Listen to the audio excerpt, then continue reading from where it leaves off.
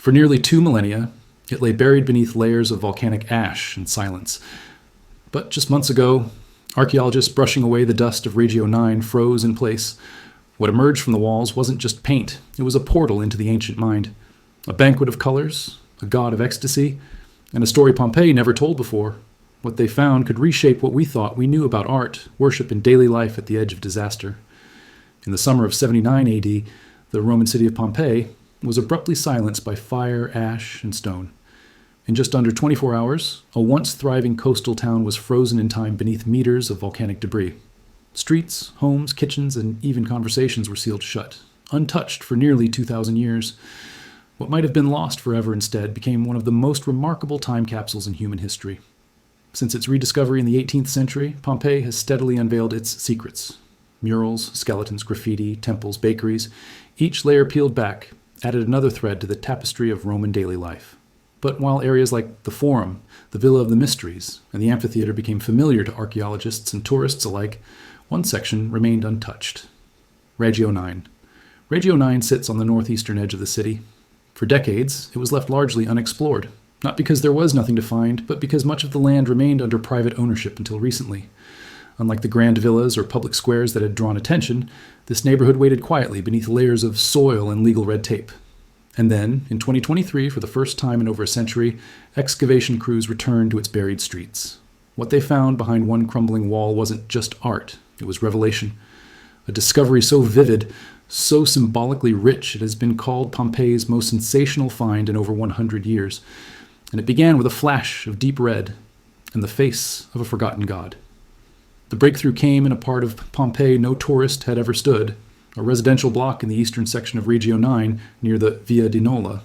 Beneath layers of volcanic ash, conservators uncovered the remains of a luxurious Roman domus, a townhouse belonging perhaps to an elite family. This wasn't just a collapsed ruin, it was a time-sealed residence, rooms intact, doorways preserved, and walls still whispering stories. The Italian Ministry of Culture oversaw the excavation, with teams from the Archaeological Park of Pompeii and collaborating international researchers documenting each new layer with millimeter precision. As they cleared the debris from what first appeared to be a standard triclinium, a Roman dining room, the tone of the dig shifted. Behind flaking plaster, a series of brilliantly colored frescoes emerged, almost vibrating with pigment. On one panel, Dionysus, god of wine, revelry, and ecstatic transformation. Draped in deep red and surrounded by ivy, the deity seemed to gaze directly out of time. To one side, dancing satyrs and maenads. To another, theatrical masks and garlands. The entire chamber, 3 walls wrapped in mythological symbolism, had survived nearly untouched. Even among seasoned archaeologists, there was pause. One conservator reportedly stood in silence for nearly a full minute, watching the scene as light fell through the broken ceiling. "It was as if the god had waited for us," she later said. The colors were impossibly vivid, cinnabar red, ochre, jet black. Painted not for ritual, but for immersion. This was not decoration. It was experience. The room had been designed to surround its guests in mythology, likely used for elite dining or private gatherings with spiritual overtones. To the archaeologists, one thing became instantly clear. This wasn't just art. It was sacred space. The frescoes that emerged from the triclinium walls were not simple decoration. They were immersive, deliberate, and loaded with symbolism that only deepened the mystery of the room's purpose. At the center of the main wall stood Dionysus, known to the Romans as Bacchus. Draped in robes, wreathed in ivy, and flanked by curling vines, he appears in a ceremonial stance, gazing outward with a serene, almost otherworldly expression. The composition is dense, yet balanced. To his left, a satyr, half man, half goat, caught mid-dance, holding a thyrsus. To the right, a maenad, a female follower of Dionysus, her garments swirling as if in motion. Each figure is vivid, dynamic, and steeped in movement. The room's frescoes likely belong to the 4th Pompeian style, dominant in the last decades before the eruption. This style is characterized by complex compositions, illusionistic architecture, and deep, saturated colors, all of which are present here. The figures appear almost life-sized, surrounded by painted columns and theatrical drapery. The walls weren't just painted. They were staged, like a set in which the viewer became part of the scene. Dionysus was never a neutral figure. As god of wine, ecstasy, and transformation, he embodied duality, joy and madness, pleasure and chaos. His cults often operated at the edge of Roman respectability. Private, selective, and often gendered, these rites blurred the line between celebration and initiation. To have his image dominate a dining space suggests something beyond mere admiration. This may have been a ritual convivium, a sacred meal where wine, myth, and identity merged. Archaeologists now suspect this triclinium wasn't just for eating, it was for crossing thresholds, a space where elite guests could symbolically step into Dionysus's realm, drink beneath his gaze, and participate in controlled transgression. In this way, the frescoes weren't art. They were invitation and boundary, mythological performance turned architectural experience. The gods, it seems, weren't only worshipped in temples. Sometimes they came to dinner. In Roman society, Dionysus was both revered and feared. His presence symbolized more than wine and festivity.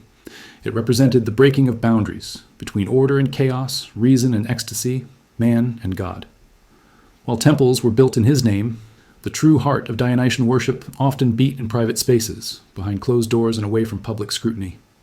These mystery cults flourished quietly among the Roman elite, particularly among women and those seeking spiritual transformation. Initiates might gather in secluded rooms, often underground or walled in by art, to drink, chant, and symbolically participate in the god's mythic journey, birth, death, and resurrection. Such rites were not officially banned, but they were viewed with suspicion, even fear, by Roman authorities for their secrecy and emotional intensity. The newly discovered frescoes in Regio IX echo this ritual intimacy. Scholars have already begun comparing them to the famed fresco cycle in the Villa of the Mysteries, located just outside Pompeii's city walls. That room also features Dionysus, maenads, and symbolic initiation scenes, but while the villa's frescoes unfold as a narrative, the Regio IX images are more direct, more immediate. Here, Dionysus is the focus, not the myth, but the presence. His posture, calm, frontal, almost confronting, suggests a god not being remembered, but being worshipped. The surrounding figures don't tell a story, they set a tone. This wasn't passive viewing, it was participation. What sets this find apart is not just the imagery, but the preservation. The colors are astonishingly fresh. The figures retain emotion in their eyes. The scene looks as if it were painted last week, not 2 millennia ago. It is, perhaps, the closest we've come to standing inside a Roman religious moment, not as archaeologists, but as invited guests. The frescoes may have caught the headlines, but the room's true power comes from what was left behind. The scattered details of an ordinary day, frozen mid-motion. Near the base of the frescoed walls, archaeologists uncovered ceramic plates, fragments of amphorae, and the remains of a small charcoal hearth. Some amphorae still held trace amounts of grape residue, likely once used to store wine.